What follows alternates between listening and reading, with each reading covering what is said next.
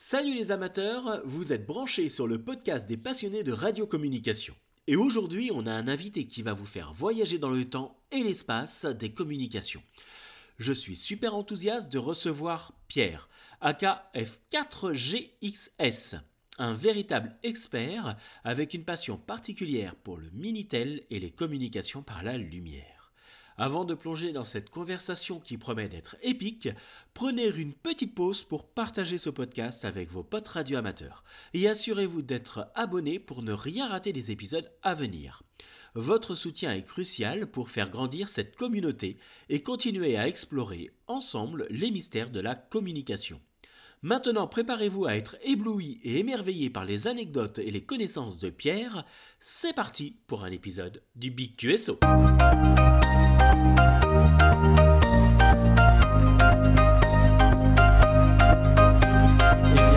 Salut Pierre, F4GXS, merci d'être avec nous aujourd'hui. Raconte-nous un petit peu comment t'es arrivé au radioamateurisme et comment t'as découvert cette passion. Qu'est-ce qui t'a poussé à venir dans ce milieu-là? Salut Dimitri, merci de m'avoir invité. Déjà pour répondre à ta question, comment je suis arrivé pour le radioamateurisme, comment j'ai appris que le radioamateurisme existait, c'est en cherchant un petit peu sur le net. Je connaissais déjà un petit peu la radio avec la célèbre CB, la célèbre Citizen Band. J'avais déjà tâté un petit peu la chose durant ma jeunesse. Et moi, je voulais, au début, aller plus loin. S'il y avait la possibilité d'aller plus loin, d'exercer de faire de la radio sur d'autres fréquences. Donc j'ai cherché un petit peu sur le net, comment on fait? Et j'ai trouvé qu'il y avait des radioclubs. Alors moi, je ne savais pas ce que c'était à l'époque. Des radioclubs, je sais ce que c'est qu'un club, mais un radioclub, alors je ne savais pas du tout. Donc j'ai cherché un petit peu dans mon département s'il y en avait un. Et heureusement, j'en ai trouvé un. C'était le Radio Club de Saint-Nazaire, F6 Kilo Bravo Golf, F6 KBG. Et grâce à eux, ils m'ont guidé un petit peu vers la voie de la licence. Qu'est-ce que c'est que les postes qu'ils utilisent, que fait-on dans un radio club, donc voilà. Et j'ai appris énormément de choses avec le radio club, le Seria F6 KBG de Saint-Nazaire. Et donc voilà, c'était il y a plus de 10 ans maintenant. Et j'en suis très fier. Donc voilà, et il faut dire qu'aussi, c'est un petit peu mon père, parce qu'il faisait de la CB également, il faisait beaucoup de CB. Il avait une CB dans sa voiture, et il arrive à parler aux gens avec un micro et une antenne sur la voiture, c'est incroyable. J'étais très jeune, hein, j'avais 7-8 ans à l'époque. Et puis du coup il a arrêté de faire de la CB, et depuis il a arrêté de faire de la radio. J'ai repris le pas avec la CB, et après la licence qui est tombée en F0. J'étais F0 à l'époque. Ouais. C'était en janvier 2012, 6 jours après mon anniversaire, donc ça c'était parfait. Le 16 janvier 2012. Et 3 mois jour pour jour, le 16 avril 2012, j'ai passé la F4 et, et regarde où j'en suis actuellement. Ouais, mais tu as fait pas mal de petites choses sympas, il n'y a pas de souci. Tu es toujours encore au Radio Club de Saint-Nazaire ou tu as rejoint d'autres radio clubs? Comment ça se passe maintenant? Parce que les radio Alors, clubs, c'est important pour toi, je crois que tu es pas mal impliqué dans pas mal de choses. alors, le Radio Club, j'y suis resté quelques années. Je suis resté quelques années, 3 ou 4 ans. Et après, j'ai voulu me divertir un peu plus. Donc du coup, j'ai quitté le Radio Club. Il y a beaucoup de membres actuels, à l'heure actuelle, dans le Radio Club, donc ça fait plaisir. Il y a pas mal de personnes qui pratiquent et qui surtout qui expérimentent là-bas. De temps en temps, j'entends le Radio Club ici en local, en VHF, et donc je vois qu'il y a toujours du monde là-bas, et ça fait bien plaisir. Ok. Tu as rejoint d'autres radio clubs depuis? Pour l'instant, non, pas de radio club. C'est en cours, Donc peut-être qu'il y a un ou deux radio clubs qui voudraient d'un autre membre. Sait-on jamais, un peu plus d'expérimentation dans les radio clubs, ça peut aider. Ouais. Et tu fais aussi partie de la DRASEC. Effectivement, oui, je fais partie de l'ADRASEC 44, donc association départementale des radios amateurs au service de la sécurité civile de la Loire-Atlantique, donc 44. Et c'est bien actif aujourd'hui, à l'heure actuelle. On est beaucoup de membres. On doit être une quinzaine de membres actuellement. Et de plus les jours passent, plus je me dis, ben, c'est super. Quand on a besoin de nous, on est là. Et voilà. Ok. Ah bah c'est bien. Tu y fais quoi là-bas particulièrement? T'as une fonction particulière ou tu virevoltes un peu dans les activités? Alors dans les activités, ça dépend des membres, hein, parce que les membres sont ils sont pas tous présents le jour même. Il y en a qui travaillent, c'est un temps à part. Mais quand on a un exercice, on essaye d'être présent. Par exemple, de la recherche de balises de détresse d'aviation. Donc c'est des petites balises qui font bip bip sur une fréquence donnée, une fréquence d'aviation bien entendu. Donc on a des antennes qu'on peut fabriquer soi-même, des antennes fabrication maison. Et on a des petits scanners, des petits récepteurs portatifs qui fonctionnent relativement sur des piles ou avec des batteries. Et notre mission à nous, principalement, c'est de rechercher la balise le plus rapidement possible pour que les forces de l'ordre, ou je dirais les autorités compétentes, font le reste. Nous, on nous demande de chercher la balise, de leur dire, voilà, la balise, elle est à tel endroit, c'est à vous de jouer. Donc voilà. Et aussi, dans des cas vraiment assez extrêmes, je ne sais pas si vous avez entendu l'histoire de l'avion qui s'est écrasé là dans la Loire, où les trois malheureux ont malheureusement succombé. Et ben l'Adrasec 44 a été présent sur tout le long et même sur les réseaux, le réseau radio de l'Adrasec 44, parce qu'on a un réseau assez important. On a été présent déjà à la détection et surtout à la recherche de balises et de l'épave. Donc on a trouvé l'épave, les autorités compétentes ont fait le reste, et puis cela nous a valu des remerciements, je veux pas dire national parce que ça aurait été un petit peu surélevé, on va dire un peu trop, mais quand même, avec, malheureusement, c'était le tout en fait, hein. Avec cet accident, on s'est fait voir dans la presse comme quoi le radioamateurisme aussi, ça sert à quelque chose. Ça sert déjà à aider les forces de l'ordre ou les autorités compétentes, comme je disais tout à l'heure. Et grâce à ça, dans la presse, on a entendu parler de nous, quoi. Ok, ouais, non, mais c'est ça, hein. Ça permet quand même d'avoir une visibilité et d'avoir aussi une activité au service de la population, puisque la DRASEC est quand même au service de la population directement. Alors, tu as plein d'autres passions également. L'informatique en fait partie. L'informatique, on va même aller dans la nostalgie, puisque Mm. tu recycles des Minitel. 3615 ULA n'est pas mort complètement, d'après ce que j'ai compris. Euh, Qu'est-ce qui t'a pris à vouloir refaire revivre les Minitel? Comment ça se passe? Et comment tu intègres cet outil au travers de nos technologies à l'heure actuelle, avec la fibre, la DSL? Comment tu utilises un petit peu le matériel? On veut tout savoir à ce niveau-là. Ah, le Minitel, c'est une grande histoire. Une grande histoire. Déjà dans ma jeunesse. Je vais commencer par là. Parce que ça risque d'être. On va faire rapide, mais je vais tout vous expliquer. Le Minitel, j'ai découvert ce boîtier, cet écran avec un clavier intégré. Et avec ça, on pouvait tout faire. Le Minitel a été créé de base pour remplacer les numéros sur les livres, les pages blanches ou les pages jaunes. C'était créé pour ça au début. Mais les ingénieurs, ils se sont dit, ah, si on mettait autre chose que des numéros de téléphone. Le 3615 ULA, 3615 code, je sais pas quoi, mais plein d'autres choses, plein de serveurs qui ont fait la renommée du Minitel. J'ai connu le Minitel la première fois, c'était en recherchant un code de triche pour une console de jeu. Voilà, donc j'arrivais pas à faire un niveau, et donc du coup, à l'époque, j'avais pas les livres qu'on connaissait, les bouquins avec certains cheat codes pour aller plus vite. À Donc l'époque, il y avait un mini. on avait ça en librairie, je crois. On achetait Exactement. et on avait tous les codes à refaire qui étaient vachement fastidieux à faire en plus.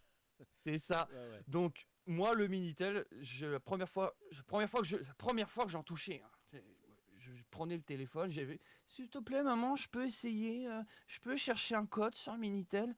On m'avait dit ouais vas-y, je te fais le numéro et tu fais. Hein. Donc 3615, voilà 3615 code jeu. Et puis j'arrivais, je cherchais le nom du jeu que je jouais. Donc c'était à l'époque, c'était Tomb Raider 2 à l'époque sur PlayStation 1. Et mythique. Bon, je l'ai poncé comme jamais. Et donc du coup, voilà, la première fois que je touchais un Minitel et j'ai toujours le code actuel. Et aujourd'hui, à l'heure actuelle, moi les Minitel, j'en ai plusieurs actuellement. J'en ai plusieurs. Ça se vend vraiment pour une bouchée de pain, ça, entre 5 et 10 euros selon les modèles. Il y a des modèles qui sont un peu plus évolués, un peu plus deluxe, on va dire, avec un combiné téléphonique intégré au clavier. Et aujourd'hui, je m'en sers, pas tout le temps non plus, mais quand je peux, je peux faire un serveur à la maison. J'ai tout ce qu'il faut pour faire un serveur maison, serveur maison, avec un ordinateur d'ancien temps également, un Atari ST 1040 STE, voilà, qui fonctionne encore sur disquette. Oh Voilà, la c'était vraiment vache. des disquettes. Et dans l'ordinateur, il n'y a pas des gigas de RAM comme dans les PC récents. Non, ce n'est pas des gigas, ce sont des mégas. Et j'ai fait un update, j'ai remplacé la RAM avec un peu plus récent. Il y a 4 mégas de RAM à l'intérieur. C'est rien du tout, mais pour l'époque, c'était incroyable. Aujourd'hui, on a quoi? On a 8 gigas, on Oui. a 16, 32, voire même plus pour les serveurs. Là, on a 4 mégas. Ce n'est rien du tout. Donc, ça marche sur disquette. C'est un clavier qui est intégré à l'ordinateur. C'est un grand boîtier. Et écran cathodique aussi. Donc, avec tout ça, je peux faire un serveur Minitel vraiment en quoi en un mois, 1 ou 2 mois, parce qu'il faut faire les pages une par une hein, sur Minitel. Il faut faire les pages une par une, après il faut faire l'arborescence. L'arborescence, c'est quand je tape 1 entrée, ça va m'amener sur une autre page. Et puis ainsi de suite avec les sommaires, les guides, le retour. euh, il y a beaucoup de possibilités. Mais pas que. Voilà, c'est quand même assez impressionnant. Le premier serveur que j'ai fait, et qui a été public, que j'ai exposé au public, c'était en 2022 pour le festival Retroplay, que je salue bien évidemment, les copains de Retroplay. Donc j'ai proposé aux membres du festival, au boss, si il était intéressé par un serveur Minitel. Il m'a dit, oh, wow, tu sais faire ça, bah écoute, envoie-nous quelques petites photos et tout, et j'envoie ça aux membres du CA, du conseil d'administration et tout, on va voir ce qu'on peut faire. Donc je fais des petites pages et tout, je leur envoie, je sais pas, j'ai dû envoyer au moins une bonne trentaine de photos en tout genre de mes appareils, avec comment je faisais ça. Et en moins d'une journée, ils m'ont répondu favorable à la création d'un serveur pour le festival. Très limité dans le temps parce que je ne pouvais pas le mettre en ligne ce jour-là, mais c'était vraiment les machines complètes. Et ils m'ont dit favorable, fais le serveur et on verra le jour J. Le jour J, ils étaient tous devant le Minitel, je te jure, ils étaient tous là devant le Minitel en train de regarder, ils étaient impressionnés. Et ça fonctionnait super bien, aucun bug, nickel quoi. Ok. Et tu arrives à les interconnecter avec le réseau actuel, tu arrives à les faire parler d'un réseau à l'autre parce que la DSL ou la fibre, c'est quand même une technologie beaucoup plus rapide. Les Minitel, moi je me souviens, on a les trams qui apparaissent petit à petit, un peu comme limite de la SSTV ou du paquet radio. Paquet radio, c'est ça, c'est exactement ça. Hein, on les retrouvait comme ça.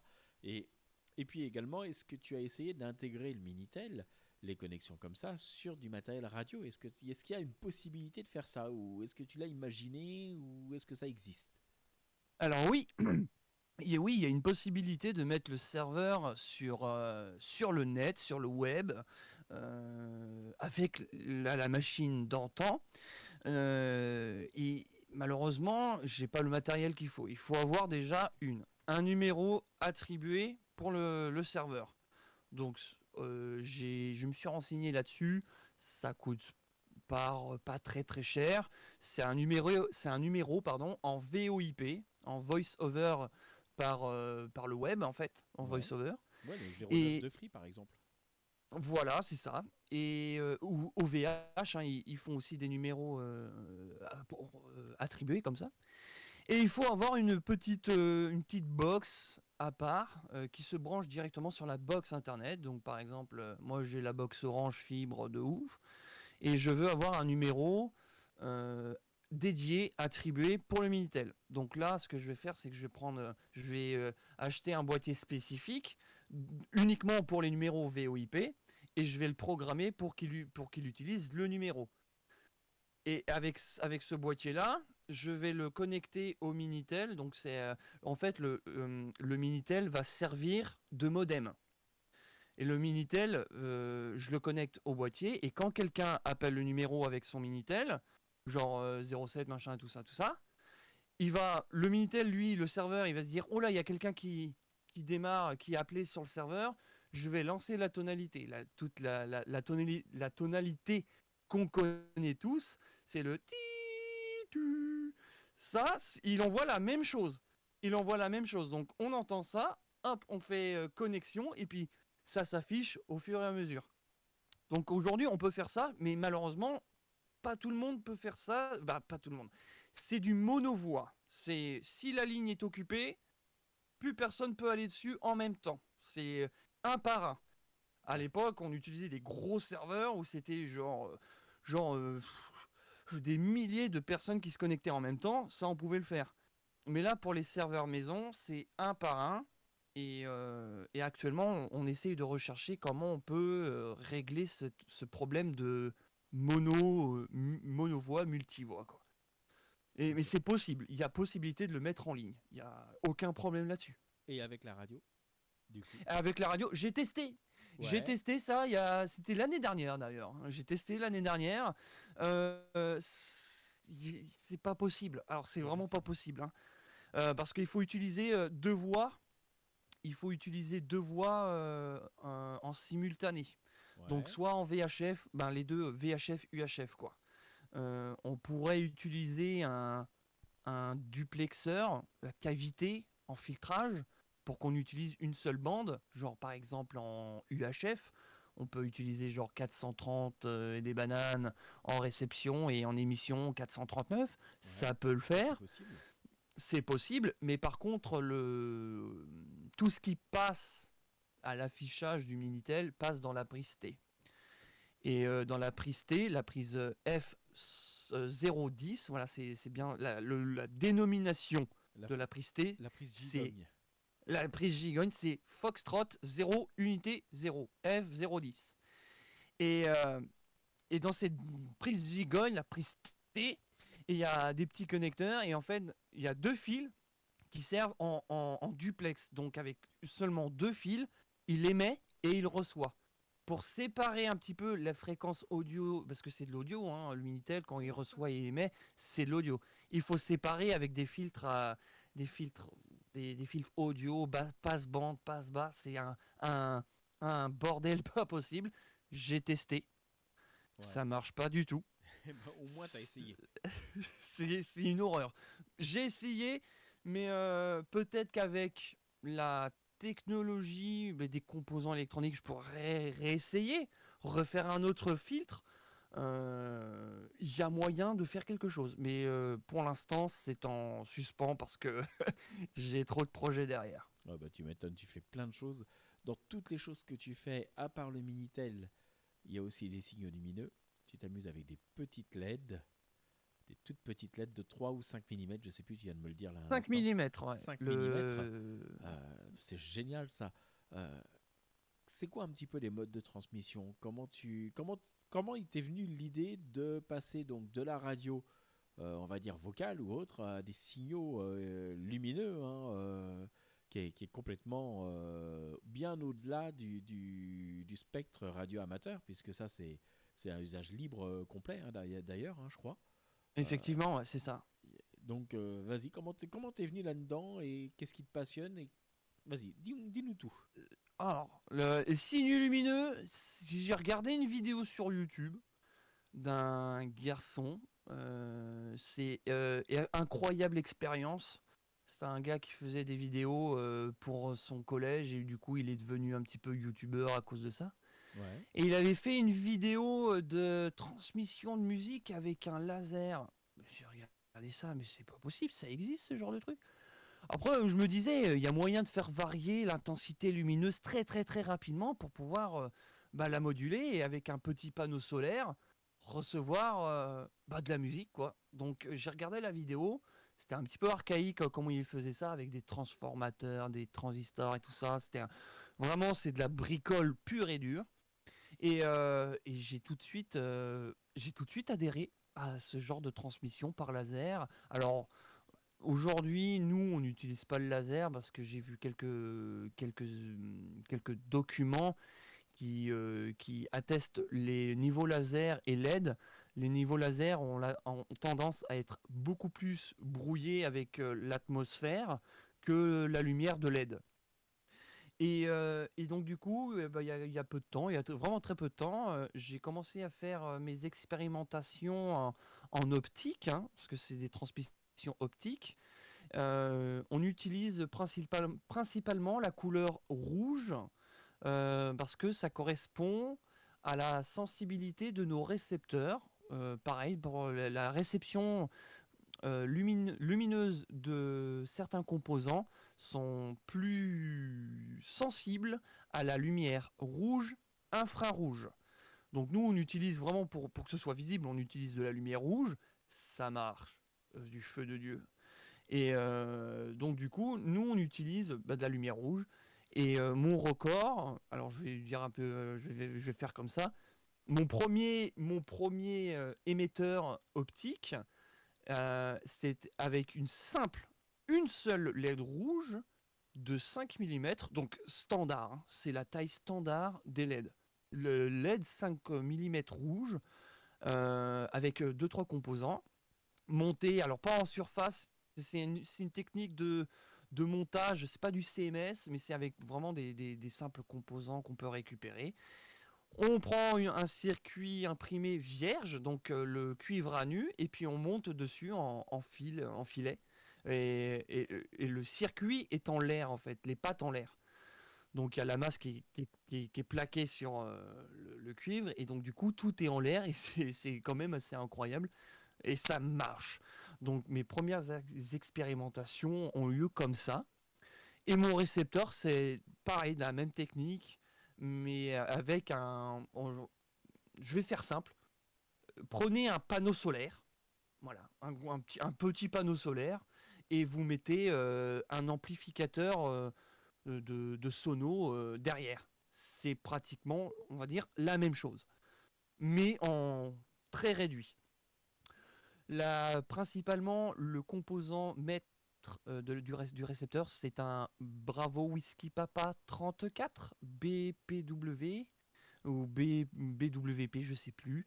C'est BPW ou BPW, c'est à voir. 34 à la fin. Et c'est vraiment un petit composant, c'est une photodiode C'est relativement comme un panneau solaire, mais il est très sensible aux lumières rouges, comme je disais tout à l'heure, rouge, infrarouge. Et avec ça, on fait le petit circuit avec des transistors, des résistances, des petites résistances variables, parce qu'il faut faire régler le gain en réception et tout ça.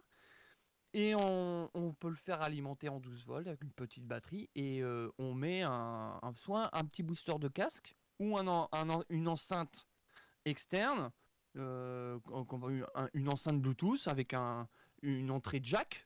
Et ça marche, mais très très fort. C'est ultra sensible. Et voilà, donc voilà un petit peu l'histoire de comment je suis arrivé à faire de la transmission optique avec de la lumière rouge. Je prends du plaisir parce que c'est en fait la modulation qu'on utilise avec la lumière rouge, c'est de la modulation d'amplitude, c'est de l'AM. Il y a une tension de repos, donc au milieu. Donc la lumière rouge est très faiblement visible. Et puis quand on parle, blablabla, et ben ça fait varier l'intensité lumineuse de plus à moins. Donc comme ça, ça fait vraiment un son très puissant et ça marche super. Nickel. Euh, Plus facile, alors à ce que j'entends, c'est plus facile de faire l'émetteur que le récepteur, je me trompe? C'est ça, ouais, oui, oh, carrément. Ouais. Oui, oui, parce qu'en fait, l'émetteur, d'ailleurs, j'ai comment dire, j'ai le schéma, je peux vous dire d'où il provient. C'est un OM, c'est un OM anglais, c'est un OM anglais qui a fait le schéma, c'est Golf 3 X-Ray Bravo Mike. G3 XBM qui a fait un petit schéma avec trois transistors, 7 ou 8 résistances, quelques condensateurs, un micro-électrette et un switch pour pouvoir l'allumer, l'allumer et l'éteindre. Et bien sûr la LED pour pouvoir transmettre. C'est l'émetteur le plus simple du monde. Et si on remplace un petit, comment dire, une petite résistance par une résistance variable, et ben on va pouvoir régler sur le courant de repos de la LED. Comme ça, on peut régler, on peut avoir un son plus puissant, plus tenace. Et en fait, vu que c'est un microélectrette, il faut une tension pour le faire pour le faire fonctionner. Et dans le circuit, tout est lié, tout est intégré. Franchement, c'est à tester. Allez voir si vous avez la possibilité de faire ce circuit. Golf 3 X-Ray Bravo Mike, AM 481 THz Light TX, donc c'est vraiment anglais quoi, et ça marche d'un coup quoi. J'ai été impressionné, je sifflais dans le micro et ça faisait vraiment clignoter la LED tellement forte que des fois j'étais obligé de me mettre la main devant les yeux parce que même avec une petite LED, hein, certains modèles, parce que des fois certaines LED envoient de la sauce. Là, j'avais pris vraiment de la sauce en rouge et ben ça m'a fait mal aux yeux quand même. Donc voilà, c'est le schéma, le circuit le plus simple à monter.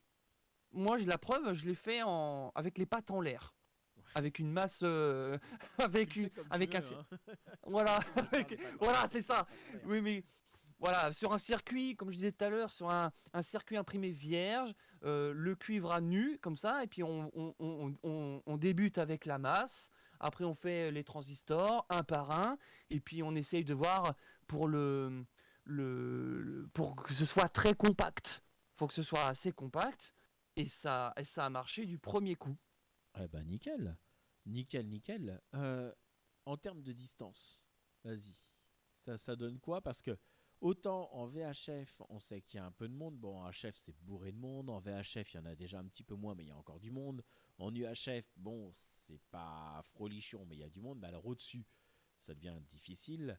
En signaux lumineux, c'est quoi? C'est des rendez-vous que tu es obligé de donner? C'est parce que tu ne veux pas te mettre en haut sur un point haut ou quoi que ce soit et puis lancer appel comme ça dans le vent, entre guillemets.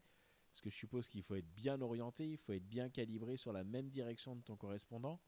Comment ça se passe? C'est vrai que on n'y pense pas, mais en radio, c'est omnidirectionnel. On prend un petit pocket, il y a une antenne. Si on est derrière, le dos tourné, sur le côté, allongé, n'importe dans quel mouvement, on va nous recevoir. Là, en lumière, c'est du tout ou rien.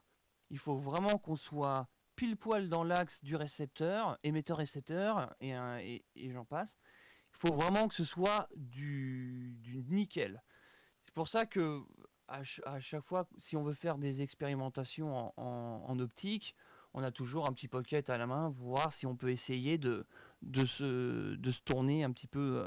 Voilà, et tourne un petit peu à gauche, ça je te vois pas. Non, il faut tourner à gauche, à droite, on ne sait pas. Monte un peu, descend un peu, c'est une catastrophe. Donc ce qu'on fait, nous, on a une radio. Et on a aussi une petite lampe torche qu'on l'allume et puis on le fait tourner de gauche à droite comme ça. Et notre correspondant, il nous dit: Ah oui, je vois un truc clignoter très vite. Vas-y, reste, mets ta lampe fixe. Ok, éteins, allume-le, éteins. Ok, je t'ai vu, je me tourne dans ta direction. Donc c'est à ce point-là, à ce moment précis, où on peut commencer à tourner nos émetteurs-récepteurs dans la bonne direction. Et c'est comme du laser en fait. C'est pas du laser, mais le faisceau lumineux, les photons lumineux se comportent comme du laser, vraiment très très fin, selon la taille de votre optique, hein, parce qu'il faut quand même amplifier cette petite LED de 5 mm, hein, Ouais. je le rappelle. Hein. C'est amplifié avec un télescope, je crois, c'est ça? Exactement, donc ouais, j'ai deux télescopes. J'ai un télescope qui en émission, donc en émission, je mets mon émetteur dans le trou pour mettre l'optique, et c'est pratiquement, entre parenthèses, hein, comme du laser. C'est un faisceau droit, rond, puissant, parce que dedans il y a des miroirs. Hein. C'est bon, un télescope de 90 mm.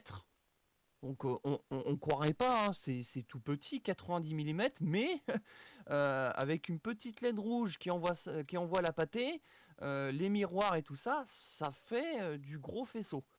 J'ai un second télescope, pardon, qui lui sert principalement pour la réception, qui lui mesure 203 mm, 20 cm 3 de diamètre, donc c'est un beau bébé, hein.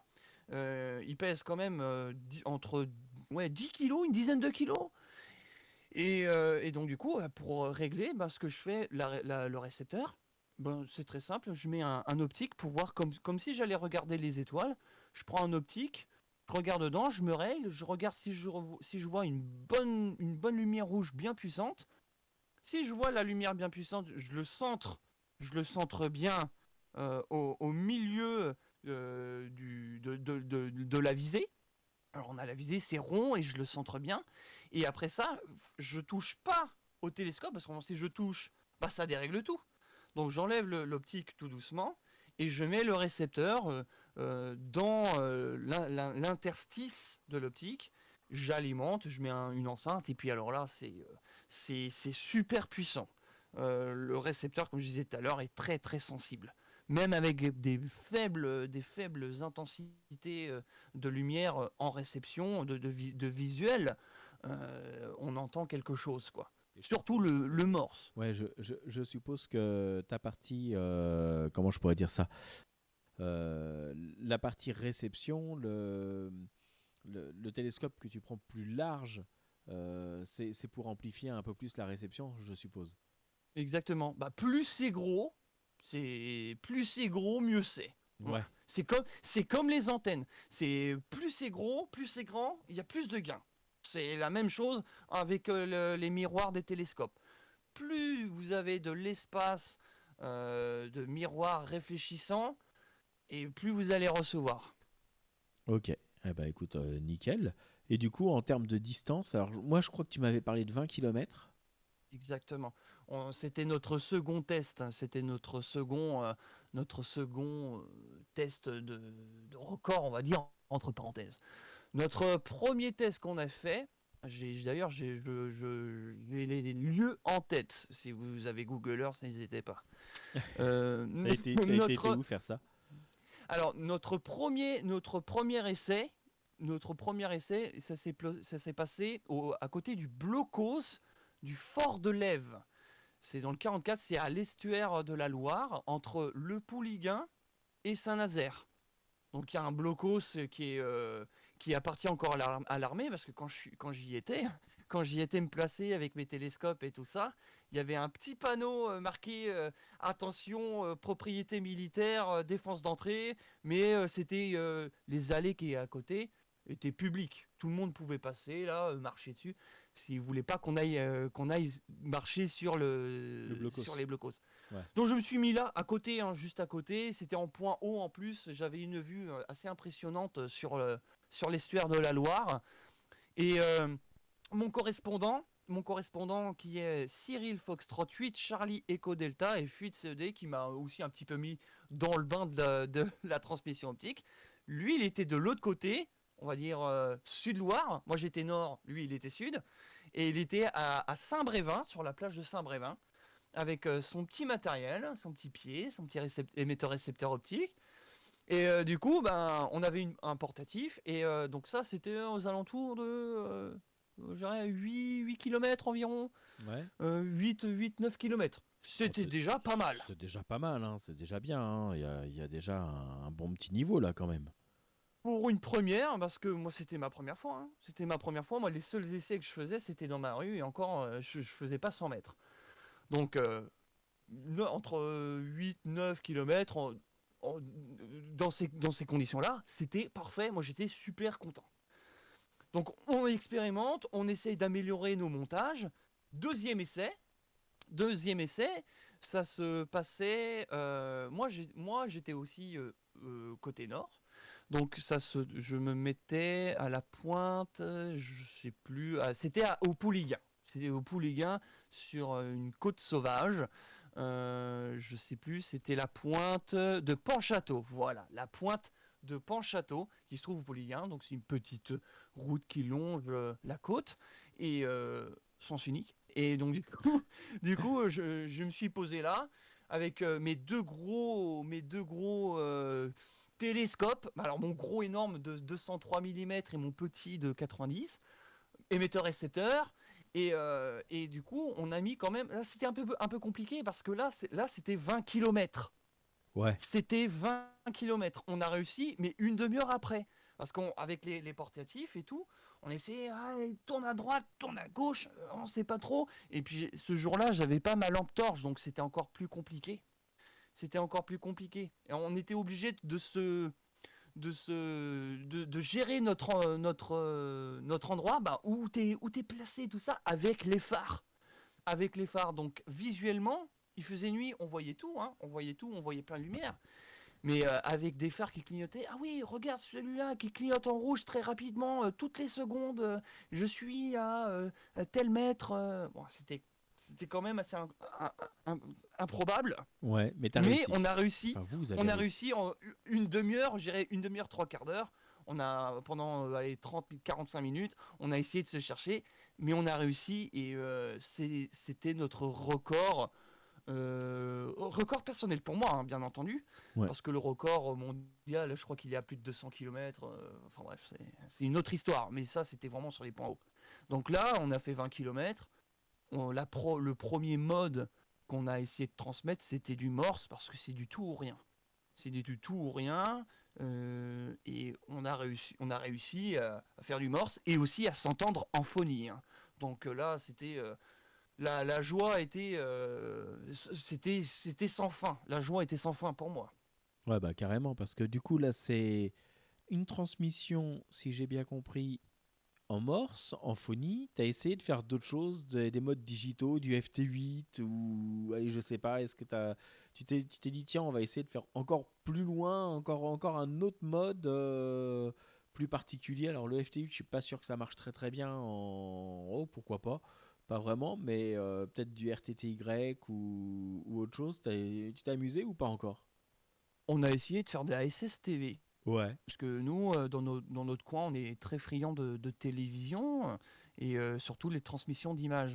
La Ouais. SSTV, on a essayé, on a des applications sur les smartphones. Ah, carrément, oui. Donc on a testé ça, mais ça a pas du tout fonctionné parce que le jour où on s'était installé pour quand on avait fait pour les 20 km, il faisait assez frais et puis très humide. Donc quand c'est humide, il y a des petites particules dans l'air qui fait que ben c'était un petit peu brouillé. On était brouillé involontairement par mère nature en fait. Ouais, parce que là, les Donc, brouillages, c'est quoi? C'est la luminosité autour, quoi. ah non, c'est les particules qui sont dans l'air en fait. Ouais. Il y a aussi les lumières de la lumière de ville, les lampadaires, mais à une certaine heure de la nuit, les lampadaires s'éteignent.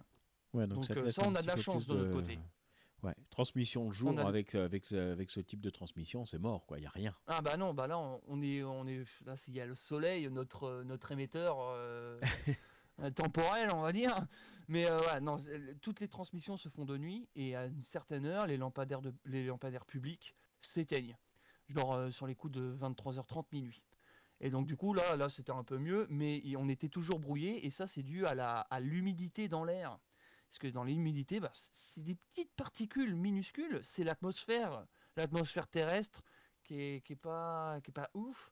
Et donc du coup, bah, il y a des petites particules, des petites particules de flotte qui sont dans l'air, qui flottent comme ça, et on entend ben, du brouillaya, comme si on recevait mal.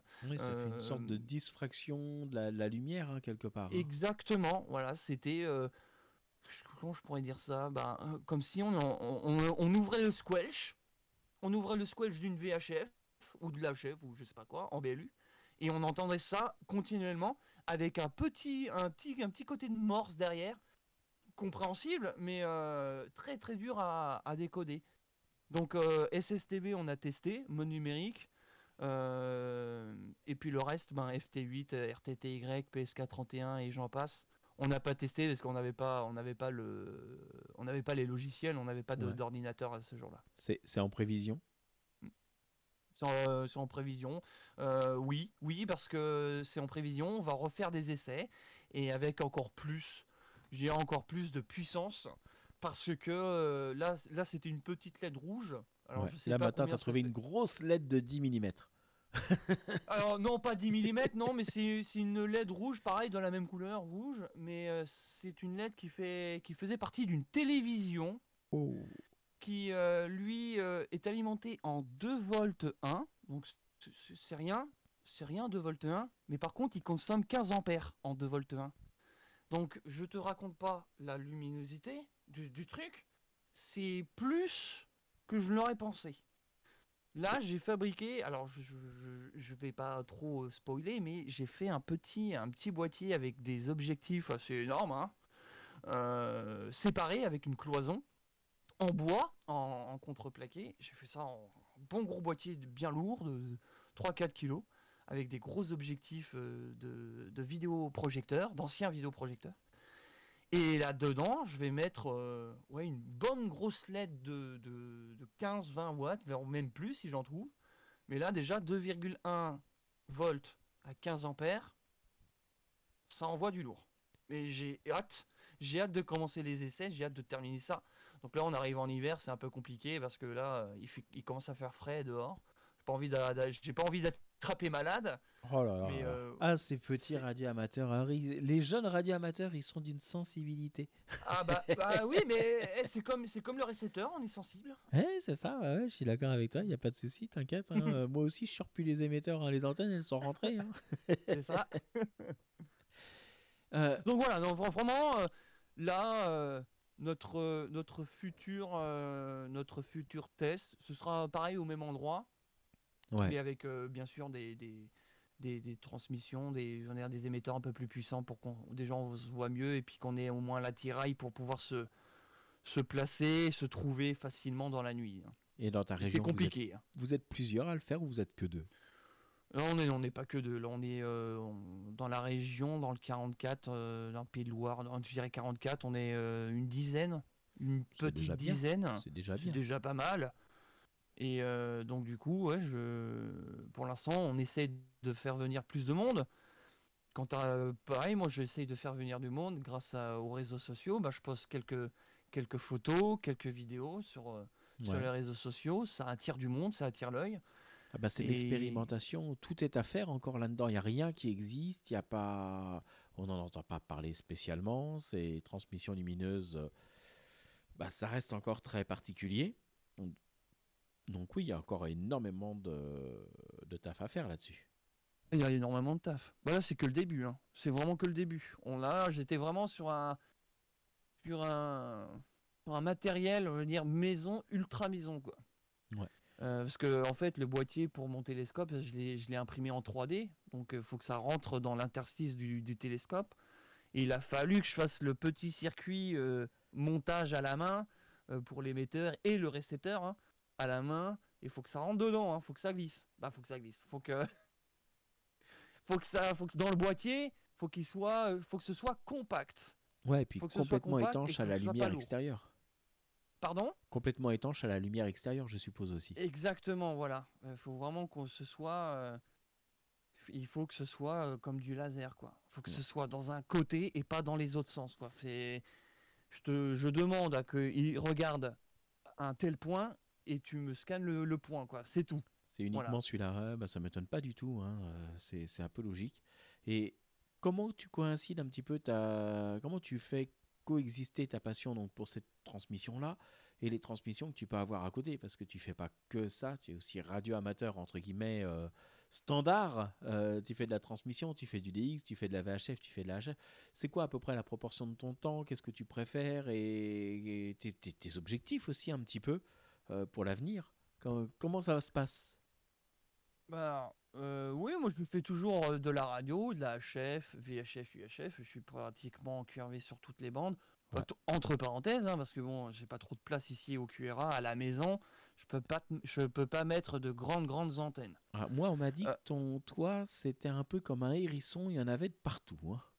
alors, il y en a un peu partout, oui. Sur le toit, dans la piole, dans les combles, il y en a vraiment de partout. Donc j'essaye de remplir encore aujourd'hui, hein, d'antennes, hein, faut le dire. Mais concernant la place, c'est très compliqué. Ouais. C'est très compliqué. Donc moi, je fais plus. Je suis un fervent défenseur, un féru de mode numérique. Ouais. Et pourtant, je fais plus de mode numérique que de phonie ou de C-double. D'ailleurs, la C-double, je suis en train de l'apprendre, le Bien. morse. Tout Je seul suis en train ou avec, d'apprendre. avec des profs ou... Avec quelques OM du département d'ailleurs. D'ailleurs, c'est Cyril F8CED qui apprend à une petite poignée d'OM du département.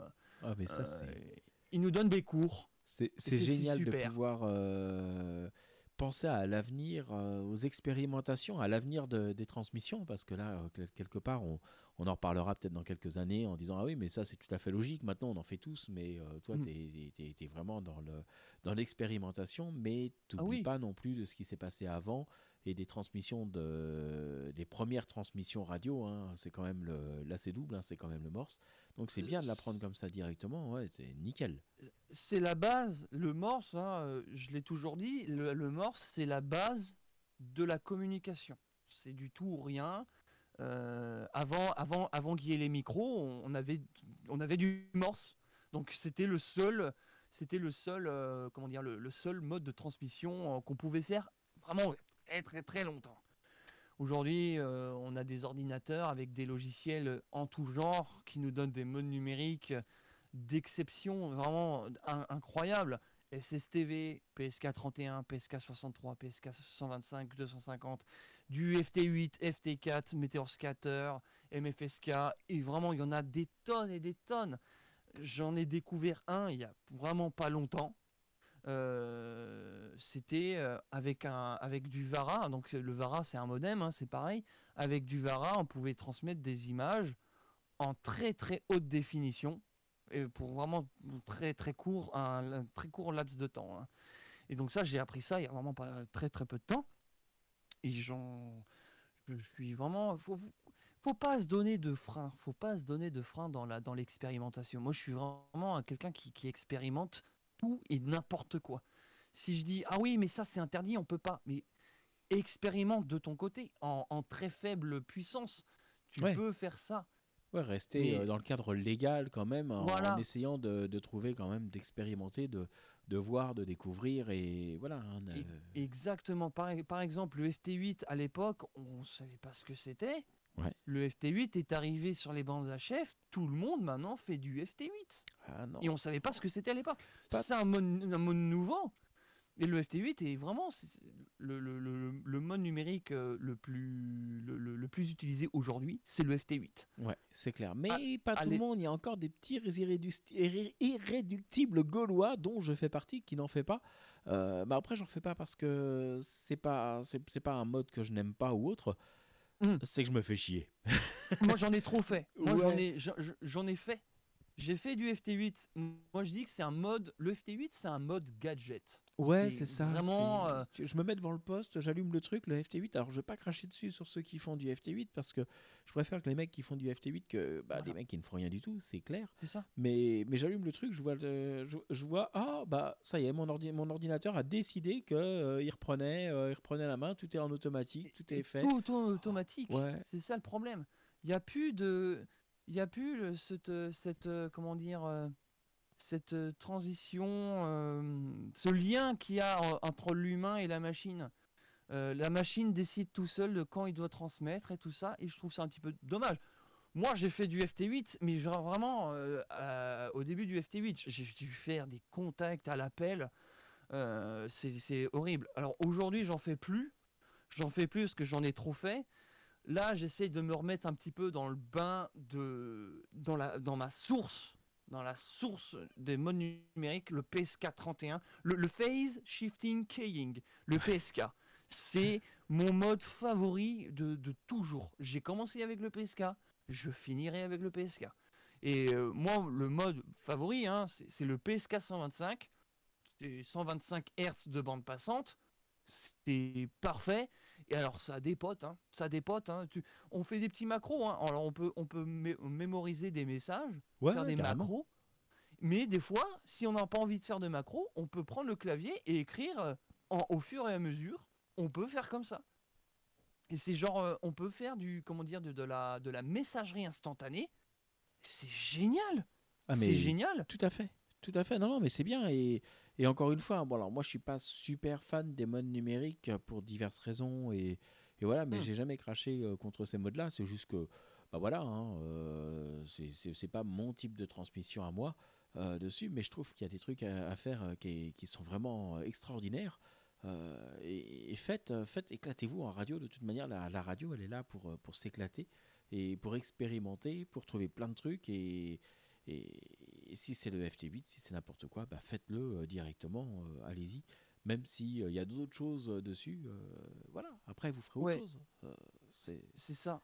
Éclatez-vous, éclatez-vous, expérimentez. On a notre licence et de base, on est radio amateur, c'est pour l'expérimentation. et On tout est à là fait, pour découvrir. tout à fait, exactement. Alors, pour conclure un petit peu, parce que le temps passe, hein, Hmm. et oui, hein, ça fait déjà un petit moment qu'on est en train de discuter. Euh, Quel aspect de l'univers radio amateur qui te motive le plus? Qu'est-ce qui te plaît le plus dans ce milieu-là et, et tes grands projets pour l'avenir? Alors, À part refaire du FT8. le... ah là, ça je l'attendais. Eh oui, Euh, voilà, c'est euh, comme ça.